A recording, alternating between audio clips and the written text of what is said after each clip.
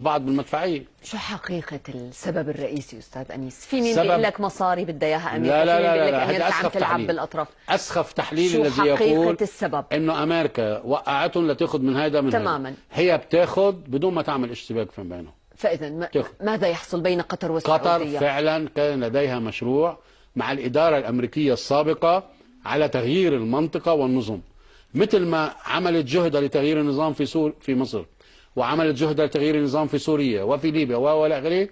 امير قطر السابق الاب، وانا عندي ادله خاصه فيه، انه كان يعمل على تفتيت المملكه السعوديه.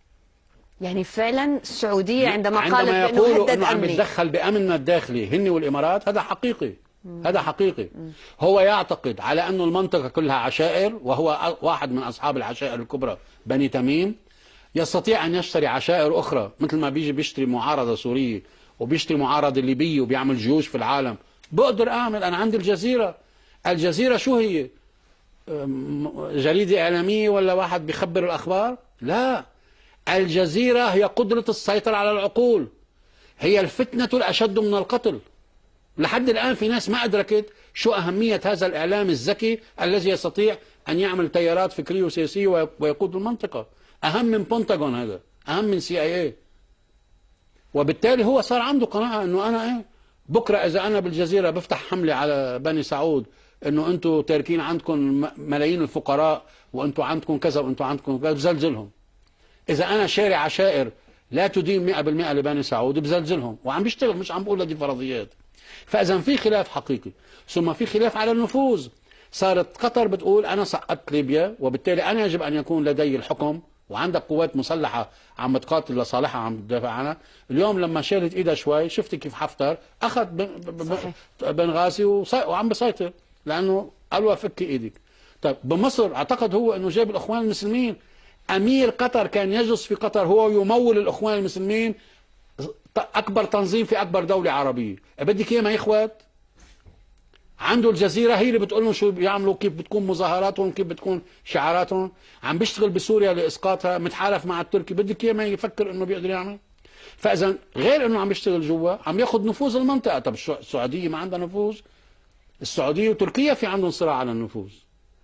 اليوم التركي مبسوط مع القطري لانهم عملوا استراتيجيه مشتركه فقط، انه انا بدعمك وانت تدعمني لحتى نخلص من هدول.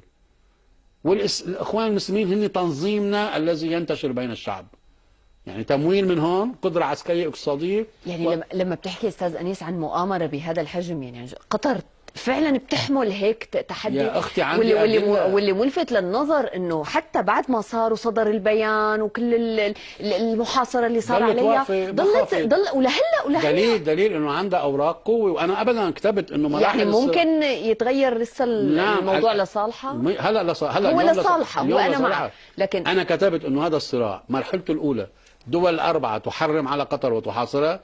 المرحله الثانيه يدهشوا بانه قطر لم تنحني وقاومت لانه عندها اوراق قوه. المرحله الثالثه سيدخل الازمه الى الداخل السعودي والاماراتي، انه عاشوها وبرتوا وعملتوا مشكله وما قدرتوا تحلوها. اليوم المشكله صارت مع الامريكان اليوم راح على الرياض لحتى يجمعهم للاربعه ليقول لهم شو قطر منطقيه وقطر وقعت اتفاق معي. تمام. جنوا هذا شو قطر؟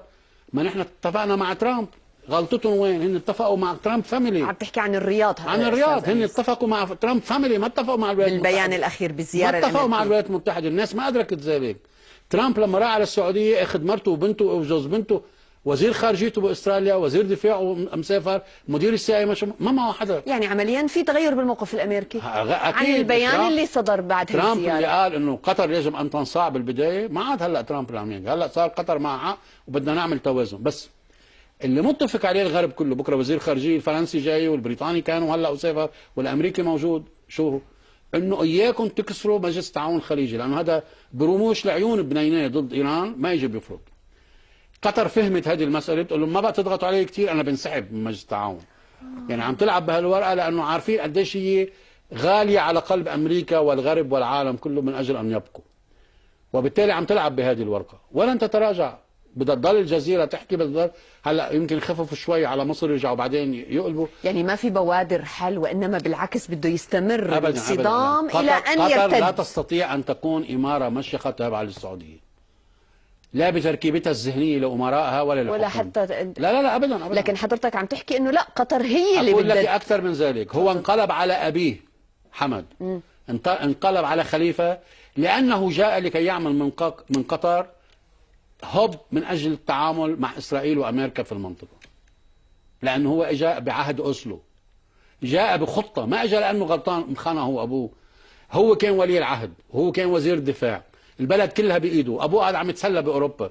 شو اللي بيخليك تعمل انقلاب على أبوك وعندك كل هذه القدرات؟ برنامج معين جاء لتنفيذه. ولذلك بعد أشهر أنشأ الجزيرة، وهي الذراع الأساسية للدبلوماسية القطرية، ومؤتمرات على حيلها بالدوحة وبقطر، تدريب كوادر وإرسال ناس ليدربوا عالم. كل هذا الربيع العربي الشريك الأساسي فيه هو قطر، بالتمويل وبالتحريض وبالتحريك، كل شيء. بتروح الأمور لتدخلات عسكرية؟ كان في كثير ممنوع حديث ممنوع. ما بتوصل لها، تبقى كما هي. وأي تدخل عسكري من قبلهم على قطر يفيد تركيا ويفيد إيران، كلهم صاروا بيعرفوا ذلك. ولذلك تركيا بقلب قوي داخله على قطر، انه بدكم تعملوا مشكل عسكري ستسمحوا لي ان الجيش التركي يكون له اشتباك في الجزيره العربيه على بعد كيلومترات من الحرمين الشريفين. ما تنسي انه هذا اللي قاعد باسطنبول امبراطور عثماني، حلمه انه اليوم عنده قاعده، لو كان عنده 10,000 جندي فقط او 5,000 بالجزيره العربيه. مين طلعوا منها؟ مين طلعوا منها للتركي زمان؟ نفس الاخوان الوهابيه، هن اللي ذبحوا الجيش العثماني وطلعوه من هنيك. وبعدين الشريف حسين مع الانجليز، هن بيعتبروا انه احنا اولى. نص اثار الرسول عندهم بالمتاحف، ما زالت هذه براسهم، انه العرب لا يستاهلوا عند التركي ان يكون عندهم امبراطوريه. صحيح. انا بيستاهل انا اعمل امبراطوريه. العربي بيعتبروه حدوده يكون تابع ولا شيء اصلا. تاريخيا هو بيعتبروه انه فشلوا انهم يسيطروا عليه. شو 40 سنه 450 سنه. يعني نحن ننكر انه الامه العربيه بلشت مع ميشيل عفلق، امبارح بالخمسينات طلعت هذه الحكي. 450 سنه تركيا حاكمه هذه المنطقه، ما حدا سال كيف حكمونا، ما حدا سال وين حضارتنا لحتى نكون نحن يعني جبارين. في شيء تغاضينا عنه واعتبرنا انه لا بيمشي. لا ما بيمشي، ما بيمشي، بده يكون اهم من هيك.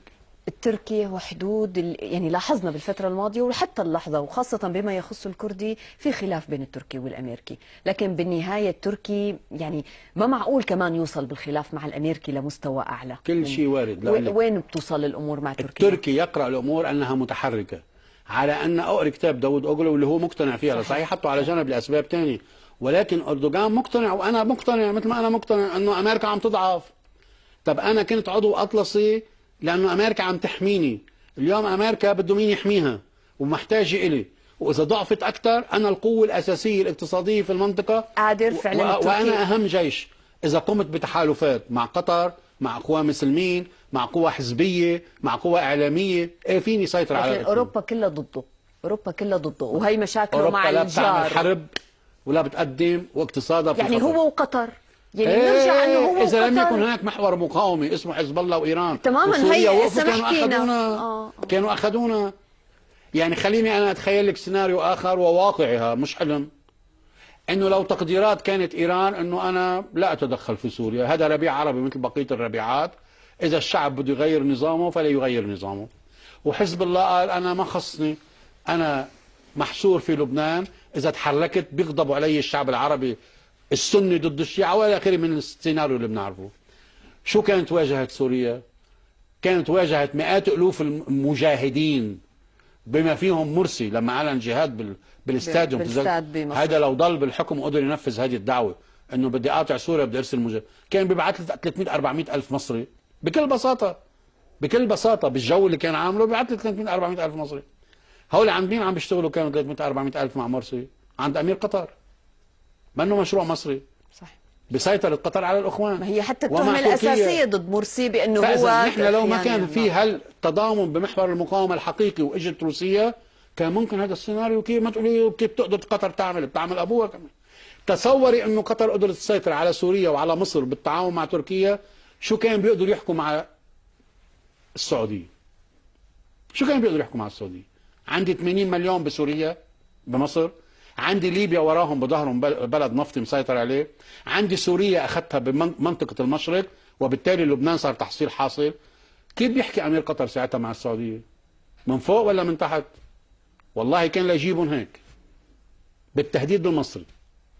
مصر منيح انك نهيت كان الحديث. حيشتري مصر. طيب بس مصر هلا كان رح يشتري مصر وفشل هذا المشروع وراح مرسي. فشل. لكن فشل. مصر اليوم ما هلا كنا عم نحكي على بيان الرياض وكنا عم نحكي انه ما في دولة عربية قدرت توقف تقول انا ضد ما يحصل. لانه مصر وجدوا مو بس هيك، مصر بعلاقاتها حتى بكل ما نسمع عن حتى بما يخص موضوع العدو الصهيوني، وين مصر اليوم؟ شو بقي منها؟ او شو فيك تقرا حضرتك هلا انا مشان عندي ما انا قناعه وجه؟ عقائديه انه كل من ترك فلسطين ذل، تماما. وكل من تمسك فيها رفعته. تجد انه مصر ما زالت مصر متمسكه. وقت اللي وقعت كامب ديفيد ذلت، تماما. لانه كامب ديفيد يمنعك ان تكوني صاحبه دور قومي اساسي في المنطقه، فاذا ولذلك ستبقى تابعه. هي مشكلتها اللي هن ما عم يقدروا يعترفوا فيها، انه لا نحن كامب ديفيد شيء عظيم من فلسفه السادات وحنكته يصطفلوا، ولكن هذا دمر اقتصادهم بالانفتاح، هذا دمرهم بالسياسه، هذا جعلهم مره تابعين لقطر مره تابعين للسعوديه. هلا عم بكابروا، اخذ منهم الجزيرتين، الشعب المصري حيفلق كيف عطى الجزيرتين، وهو يدافع عن مصر، يعتقد انه يدافع عن مصر السيسي، بانه عم يمنع من انه انه يسيطروا عليها قطر وغيرها، ولكن هو عم بروح من الدلف لتحت او توترات، وانه شو عم يعمل؟ عم يقدر ينقذ شوي، ولكن هو كان بيقدر يلعب دور جبار بالمنطقه، ولكن ما بتسمح له كامب ديفيد طالما هو بهذه السياسه، ما بتسمح له. مع كل محبتنا لمصر والقاده مصر وموقف من سوريا اليوم في ازمه. روح اقنعيهم انه كامب ديفيد مذله للمصر، مش حينكي عظيمه انك ترجعي سيناء بهذا الذل الاتفاق اللي انعمل، ما صحيح. فاذا ماكرون الرئيس الفرنسي، هو باقي نحن معنا يعني يمكن 5 دقائق، بدي اسال سؤال عن فرنسا ودورها اللي نحن يعني اللي عم نشوف انه في تصريحات، في كانه رغبه لفرنسا بانه يكون لها دور، وتحديدا بما يخص سوريا في المرحله القادمه. اوروبا شو بتقرا عن اوروبا فرنسا؟ لم يكن لديها استراتيجيه اوروبيه من اجل ان تكون معاديه لسوريا. وقائع الامور تقول انه كان في حلف سري شخصي ما بين ساركوزي وما بين امير قطر الذي هو يلعب دور اللوبي بالاموال والنفوذ واكل راس العالم. امير قطر كان بيروح بيقعد باوتيل بباريس وبجيب ساركوزي لعنده على الاوتيل، ما بروح هو لعنده على الاليزيه. شوفي لوين صرنا، دافع له طلاق مرته لساركوزي، بدك اكثر من هيك؟ زمان القذافي ما كان يجيبه بالرسكون الايطالي ولك شو عمل فيه. وبعدين هلا عرف انه شو، لا نحن بنشيل ليبيا، يعني نحن بنسيطر عليها انا وياك للفرنسا.